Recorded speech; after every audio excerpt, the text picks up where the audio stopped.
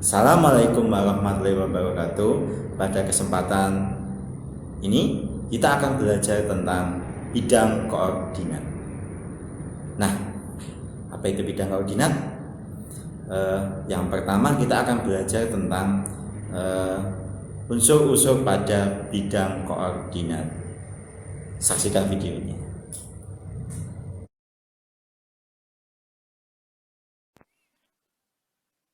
Kita akan belajar bab baru, yaitu bab 2 tentang koordinat kartesius. Koordinat kartesius biasanya kita akan berhubungan dengan bidang koordinat. Seperti apa sih? Lihat aja berikutnya. Nah, ini adalah bidang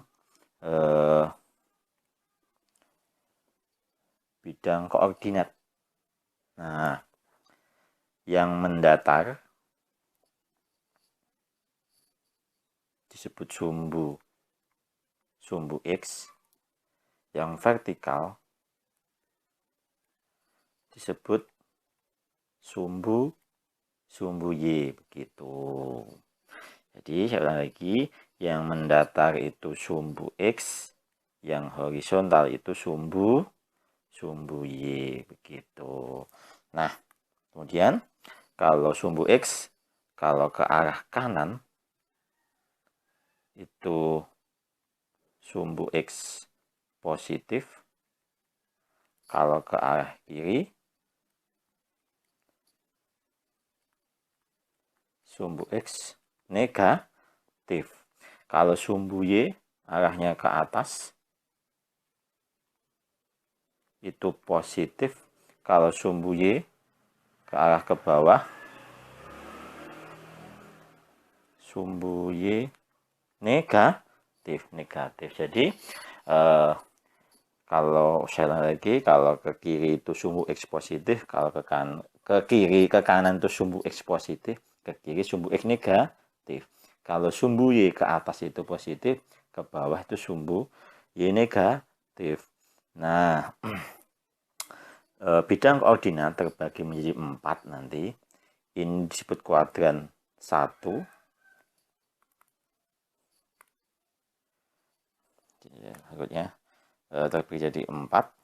Ini disebut kuadran 1. Kuadran 1 itu Y-nya positif, X-nya juga positif. Nah, kalau kuadran 2, X-nya itu bernilai negatif, Y-nya itu bernilai positif. Kalau kuadran 3, X-nya itu bernilai negatif, Y-nya bernilai negatif.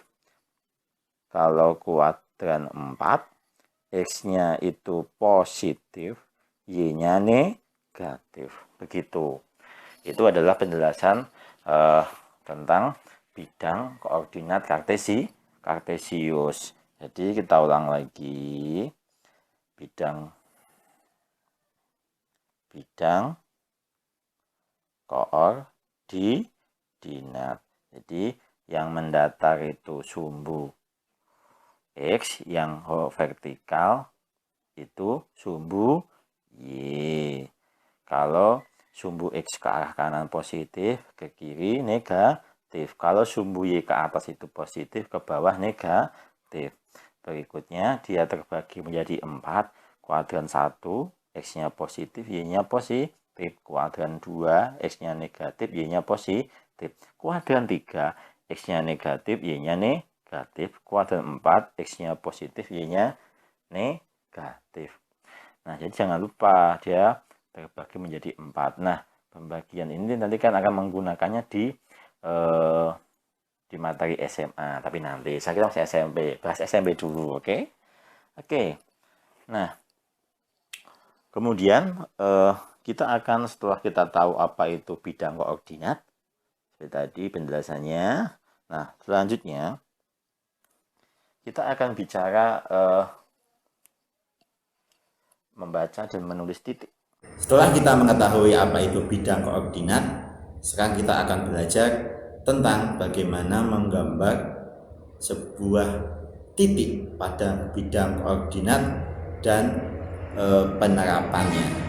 Saksikan videonya.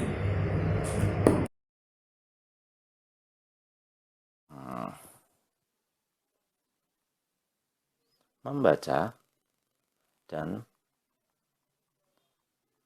menuliskan titik, tentu saja pada bidang koordinat.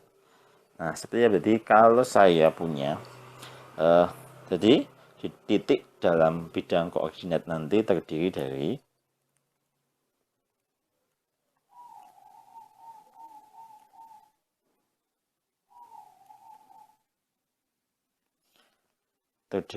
X, Y. Jadi ada sumbu angka di sumbu X, ada di angka di sumbu Y, begitu. Nah, jadi kalau misalnya yang pertama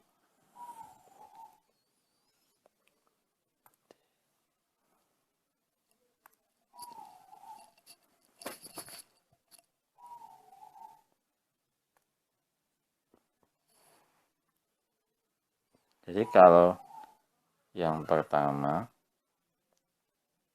saya punya titik 2,1, berarti kan X-nya 2, Y-nya 1. Berarti kan dari sumbu X-nya kan positif, berarti ke sini. Sini kan. Kemudian Y-nya 1. Berarti dia naik satu kotak. Berarti di sini. Oh.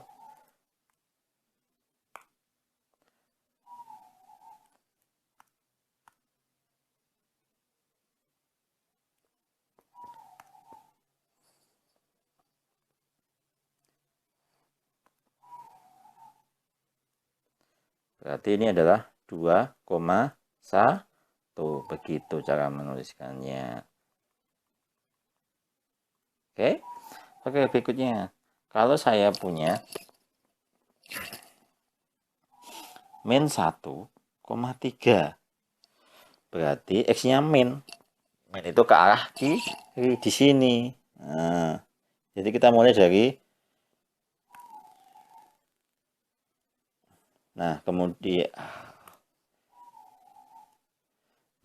kemudian karena min 1 naik Y-nya 3, berarti naik 3 kotak.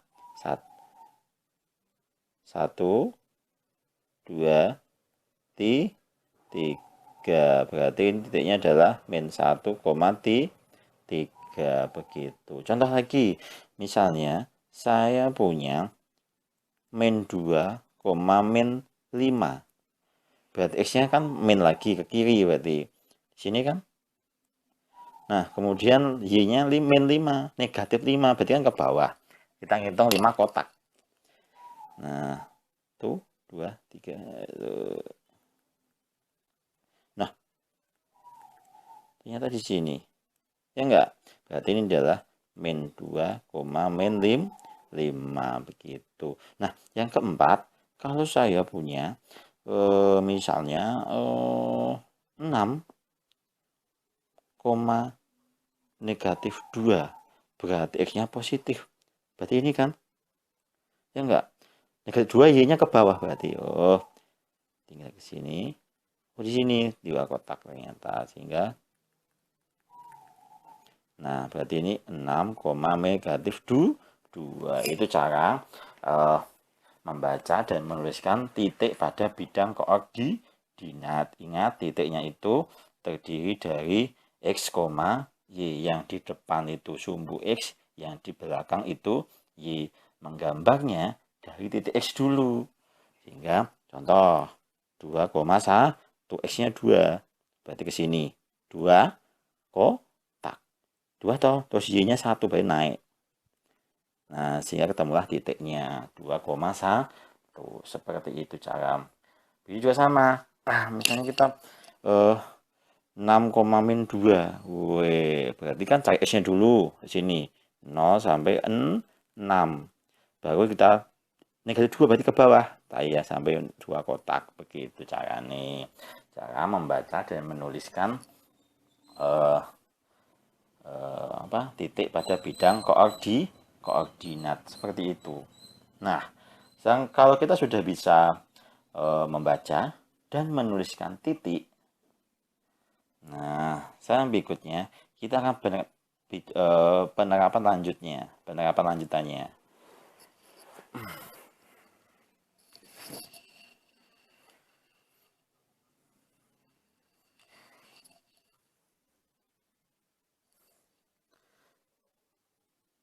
Jarak titik terhadap sumbu atau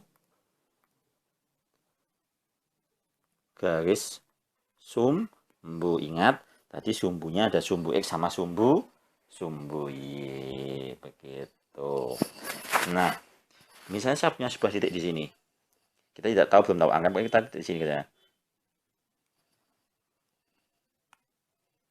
Sini.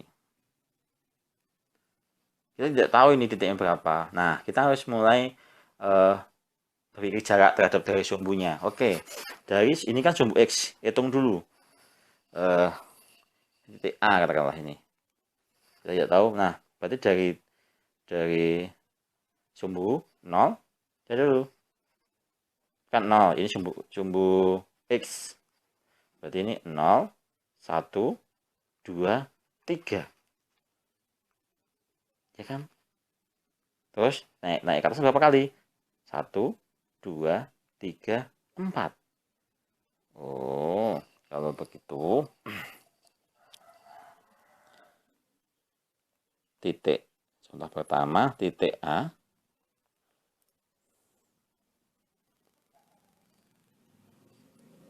berjarak 3 satuan pada sumbu X dan berjarak 4 satuan pada sumbu Y. Lihat arahnya, berjarak 3 satuan, harusnya ini ditambah ke kanan, ini juga 4 satuan ke atas. Nah, sehingga titik A adalah 3,4 begitu. Karena apa?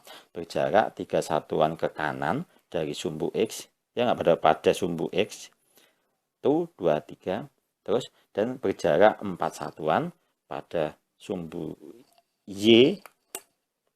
Lagi nulisnya sumbu Y ke atas 1, 2, 3, 4, sehingga titiknya adalah 3,4 begitu. Contoh lagi, misalnya saya punya titik di sini.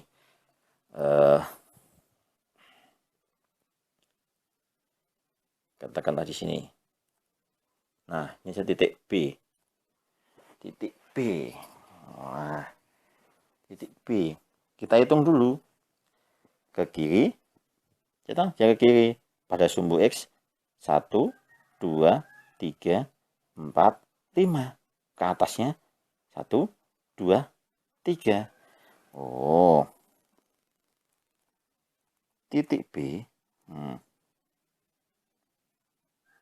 Berjarak 5 satuan ke kiri pada sumbu X dan berjarak 3 satuan ke atas pada sumbu Y. Nah, jadi titik B, titiknya adalah berapa? Kalau 5 satuan ke kiri, berarti artinya itu negatif toh. 5. berjarak 3 satuan ke atas berarti positif 3 untuk si sumbu Y-nya begitu. Sehingga ini negatif 5,3. Itu cara menentukan jarak titik terhadap garis sumbu untuk menentukan titik ini berapa. Itu ya cara nih, kebalikan dari tadi. Enggak, tadi kan sudah ada titiknya kita menggambar, sekarang sudah ada titiknya di bidang koordinat, kita menentukan titiknya gitu. Nah, contoh lagi deh biar makin paham. Oke, misalnya saya punya titik di sini.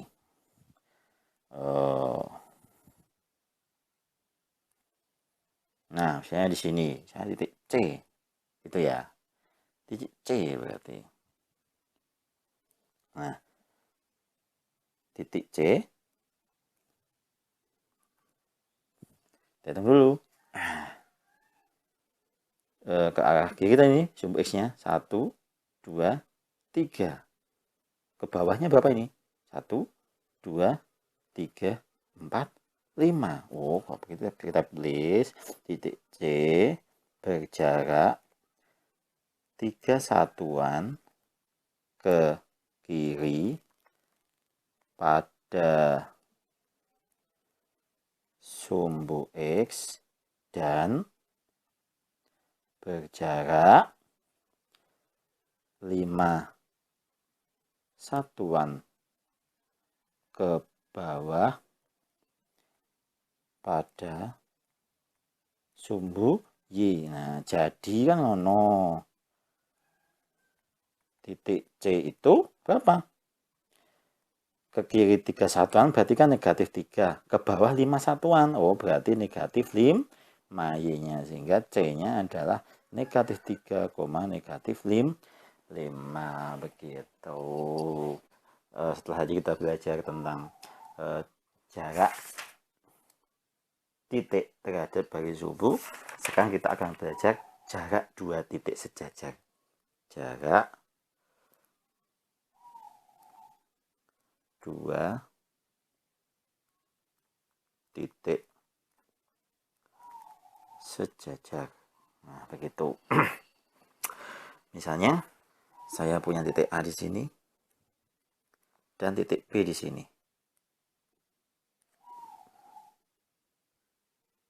Sejajar bukan? Kalau kita hubungkan. Nah, yang A itu bisa dilihat adalah 3,4, yang B adalah min 3,4. Y-nya sama. Nah, jarak itu jarak 2 titik sejajar. Jarak 2 titik sejajar itu bisa dicari dengan X2 dikurangi X1 atau Y2 dikurangi Y1. Tapi yang bisa dipakai adalah bukan yang sejajar sumbunya. Nah, ini kan Y-nya sejajar 4 dan 4. Ya enggak? Sehingga untuk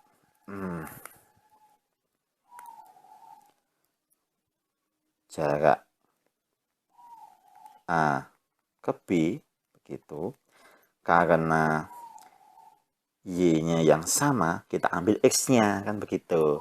Sehingga ini berarti kan X1, X2, salah, Y1, X2, Y2, berarti kan X2 dikurangi X1. Sehingga X2-nya min 3, X1-nya min dikurangi 3, negatif 6. Ingat, jarak itu selalu positif, sehingga jaraknya adalah jarak itu selalu positif. Jangan lupa, sehingga 6, 1, satuan bisa dihitung nih.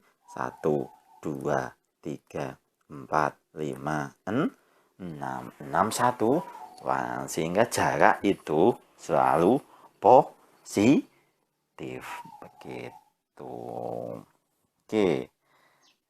Contoh lagi, misalnya saya punya sini, misalnya di sini ini C, ini D. C itu adalah 2,2, D itu adalah 2, negatif 4. Ya enggak? Nah, berarti bentar.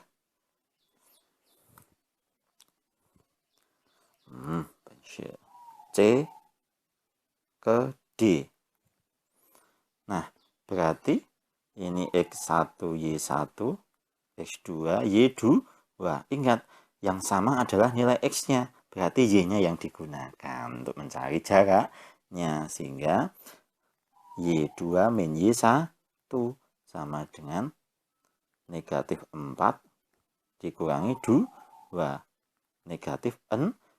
Atau ingat, jarak selalu positif. Sehingga 6 satuan. Jadi hitung aja 1, 2, 3, 4, 5, 6 satuan. Itu adalah cara mencari jarak 2 titik. Nah, yang titiknya maksudnya adalah yang sejajar itu tidak bisa digunakan, kita gunakan angka yang berbeda. Begitu caranya. Nah, terus penerapannya seperti apa sih, Pak? Oh, penerapannya seperti ini. Nah, biasanya digunakan dihubungkan dengan garis bangun datar. Misalnya saya punya di sini, misalnya saya punya titik A, kemudian B, kemudian C, kemudian D. Ya enggak? Nah, kalau kita hubungkan semuanya, dia pasti akan membentuk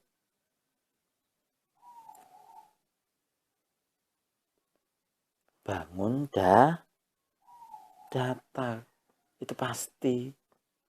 Nah, misalnya titik ini kita dulu. Titik A adalah 3,4. Titik B adalah min 3,4. Titik C adalah ini min 3,2. Titik D adalah 3, negatif 2. 3, negatif 2 ini juga negatif 2. Oke, nah begitu. Nah, bentuknya kan tinggal tahu nih, tadi dulu A ke B. Nah, ini kan sama. A ke B. A, Y-nya kan sama. Ya enggak? Kita gunakan X-nya berarti. X2 dikurangi X1. Sama aja berarti min 3 dikurangi 3. Min 6 atau 6 satuan. Terus B ke C. Berarti B ke C yang sama adalah X-nya. Berarti Y-nya yang digunakan. Berarti Y2 min Y1 berarti min 2 min 4 min 6 satuan. Ya enggak? Terus C ke D. C ke D yang sama adalah Y-nya. Berarti kita gunakan X-nya. X2 min X1. Berarti 3 dikurangi min 3. 6 satuan. D ke A. Berarti yang sama adalah X-nya. Ini yang berbeda. Sehingga Y2 min Y1. Berarti 4 min 2. Berarti 6 satuan. Kalau semuanya sama, berarti dia bentuknya persegi begitu. Sehingga kalau disuruh mencari luas, udah. Berarti luas itu adalah sisi kali sisi. Berapa? 6 kali 6. 36 satuan luas. Kalau keliling kan gitu, berarti 4 kali sisi, berarti 4 kali 6. 24.